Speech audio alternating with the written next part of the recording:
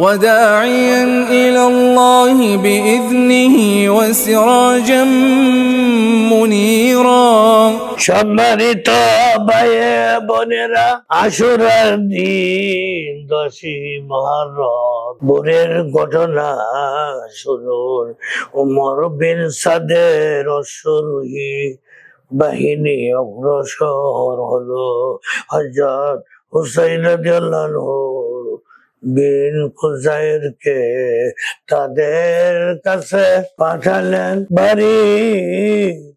তাদেরকে উপদেশ দিলেন, গুরুত্বপূর্ণ বিষয় তাদেরকে স্মরণ করিয়ে দেন, কিন্তু তারা বিন্দু মাত্র কর্ণপাত করেনি। এইসব নসিহত তাদের মনে কোনো প্রভাব ফেলেনি। হযরত হুসাইন রাদিয়াল্লাহু তার উঠে মতান্তরে অশ্বে আরোহণ করে উমর বিন সাদের বাহিনীর সামনে দাঁড়ালেন। তাদেরকে গভীর মনোযোগ দিয়ে তার কথা শোনার আহ্বান জানালেন। তারা নীরবে শুনতে লাগলো। হুসাইন রাদিয়াল্লাহু অত্যন্ত উচ্চ স্বরে শব্দ বাক্য প্রয়োগ করে মহান আল্লাহর প্রশংসা এবং মুহাম্মদ সাল্লাল্লাহু আলাইহি সাল্লাম ফেরেশতা কুল ও সকল নবীর উপর দুরূদ পড়ার পর বললেন, তাব্বান লাকুম আইয়াতুহাল জামাত ওয়া তারাহিনা ইস্তানসারা যাখাতিমুনা আল আখিরুল ইবারা। হে জনগোষ্ঠী, তোমাদের এই জন্য ধ্বংস হোক যে তোমরা জটিল পরিস্থিতিতে আমার সাহায্য চেয়েছ।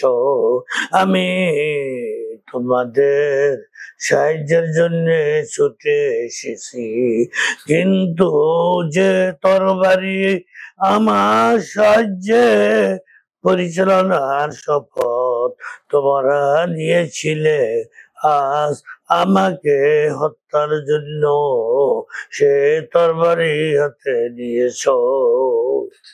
তোমরা যে আগুন আমাকে জ্বালানোর জন্য প্রজ্বলিত করছ, আমি চেয়েছিলাম এই আগুন দিয়ে আমার তোমাদের দুশমনদেরকে জ্বালিয়ে দিব।